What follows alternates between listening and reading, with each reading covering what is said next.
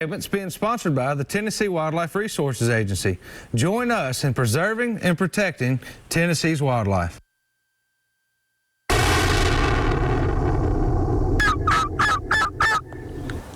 You know, I've always been amazed at how something so small can have such an impact, especially on the life of a turkey. I've seen people use a mouth call like this, and it seems like they could call a tom in from another state, when at times I don't feel like I can get one to cross the road. Well, it all depends on how you use it.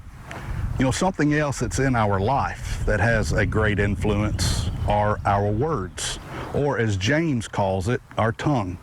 In James chapter 3, he compares our words to that of a bit in the mouth of a horse, how something so small can control such a large animal, or how a rudder can steer a large ship, or how even a forest fire begins by a small spark.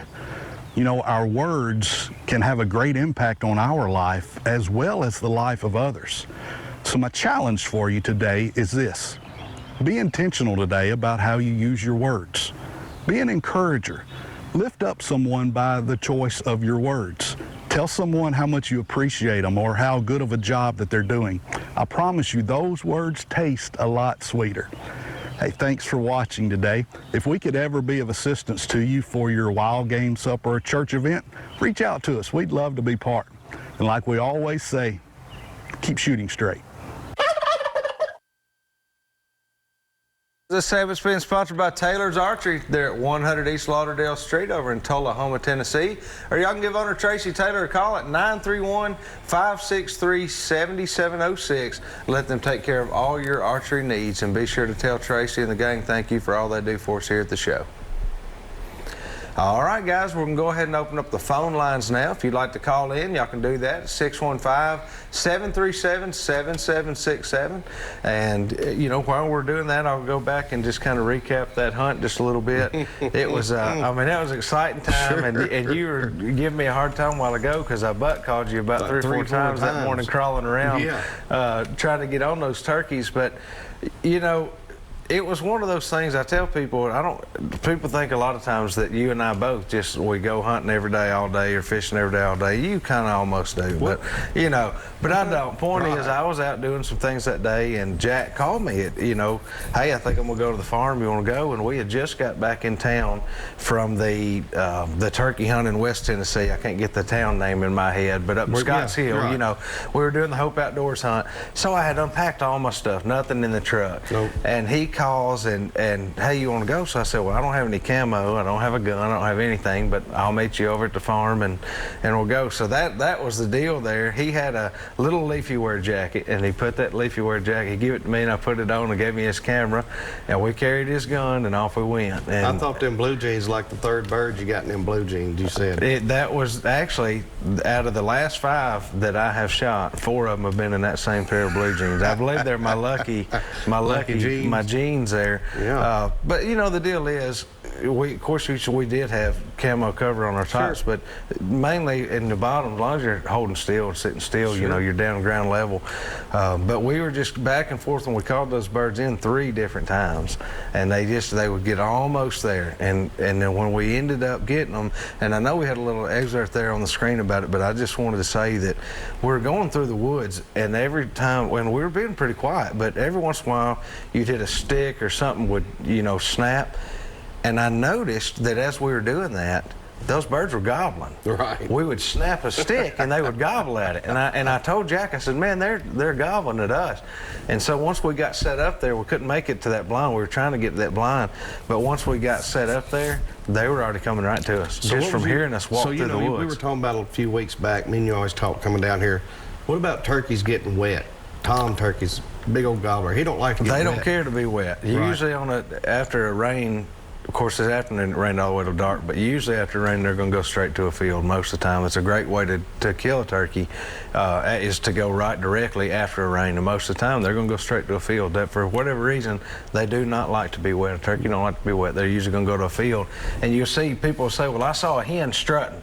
what she's usually doing is Drying airing out. off. Airing That's out, what she's drying doing, is off. she'll throw those feathers out, and they want to air those feathers out. Right. But they don't want to go sit in that tree wet all night Sure. either. So I guess that's a lot of it. But it was a great hunt, a lot of fun with a good friend of mine. And like I say, Jack and I have killed many things together over the years, but it's just never worked out where we doubled up, and that was just the day for it. Can you do a turkey plot? Like, can you do a plot for turkeys, or just You like can, or is it just when you're replanting throughout the year? I've heard a lot of good things about chufa over the years. I'll be honest, I've never messed with it much. I've heard good things about it, but I have great luck with clover.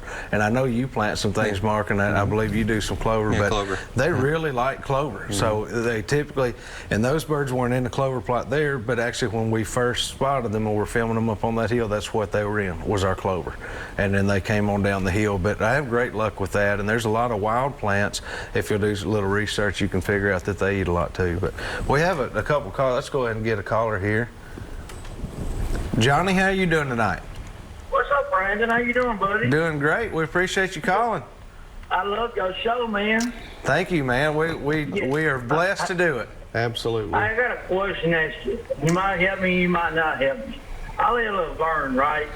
Okay. That's where I live at. I fish at Cool Dock area. Who I need to call about a boat dock there?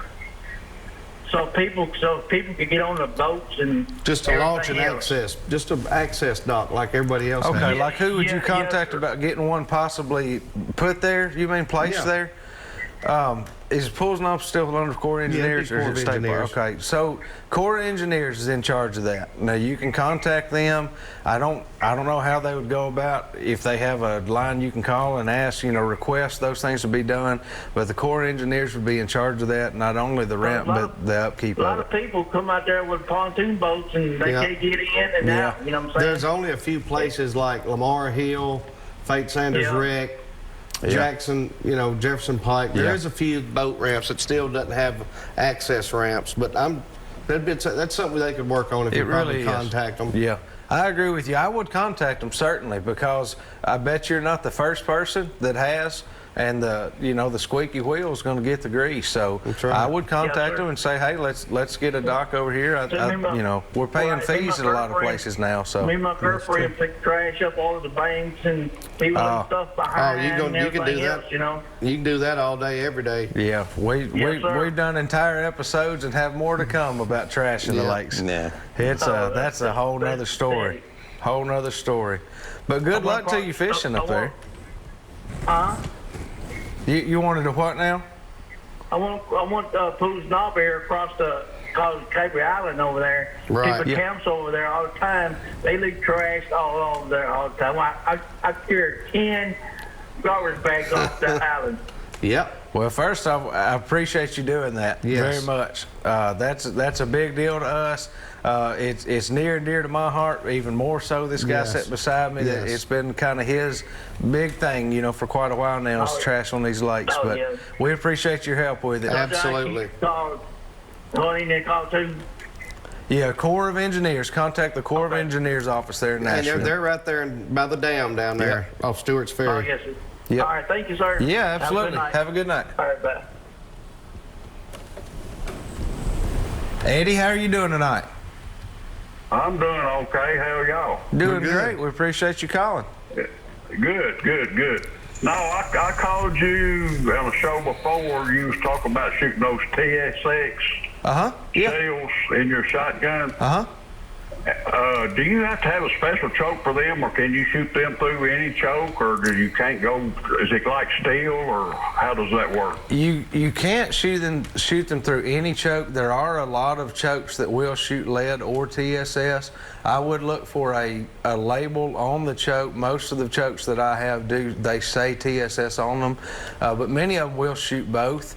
It's going to it patterns. When you think of steel shot, it doesn't pattern the same as what you would typically think of with steel shot, because you're shooting a lot Right. smaller shot. The turkeys on the night show, for example, we shot with 8-shot. That's what size shot that was. So it actually patterns a lot differently, and I prefer, as a matter of fact, I don't shoot a very tight choke. I prefer a 690 restriction. It's what I shoot in my gun. With some That's a trap, standard full choke. a standard extra full, if I'm not mistaken. But yes, you're correct. And Yeah. it's an extended one that I have, but it shoots great for me, and that's what I use, and I have been able to shoot birds from close range to long range with it. But it's not so tight that at 15, 20 yards, it's like shooting a rifle. You know, it's something that you can shoot more like a shotgun, point and pull. And with these TSS Right. rounds, it's. I don't talk about many products like that, you know, very much, but the fact is, it really is. It is the best turkey ammunition. I'm not talking any particular brand. I'm talking TSS itself. It is expensive, yes, but it is by far the most optimum turkey ammo I've ever used, no doubt about it. Yeah. Okay. But Now, but just look for a label. When you I like that the sound of it because the number 8, you say there's more of them in there, so you got more Right. pattern, more spread and everything. That's exactly right. It's a lot more. I mean, many times over more pellets in the round, and so that's Yeah. the difference. And you're producing, for example, with a 20 gauge 3-inch Magnum, you're producing the energy at certain yardages. I don't want to get on the technical side of it, but as a 3.5-inch 12 gauge Magnum with number 4 shot, so there's a tremendous difference there. But just look into a choke. Normally they will say TSS on them. I do not recommend a super tight choke. Again, I like a 690. Some trap shooters even shoot a 690. So. Yeah. Okay, I'll get off here. Thank you. Absolutely. Thank you for calling. Have a great night. Yes, you too.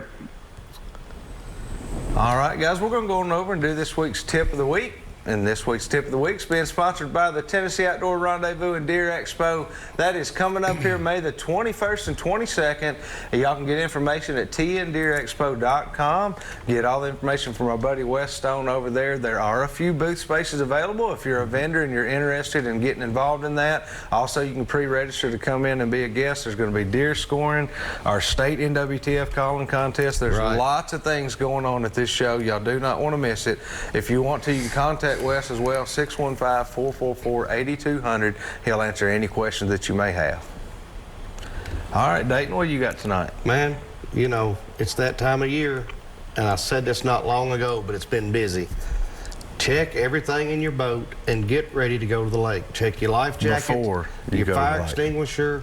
Make sure you got your whistle, but make sure you got your life jackets. And one other thing, practice backing your boat up before you come to the lake. Yeah.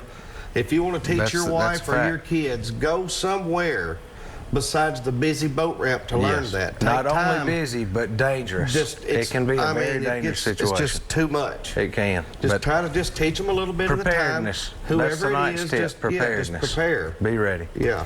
All right. Well, guys, we're going to get ready to take another quick break, and we'll be right back with some more Southern Woods and Waters.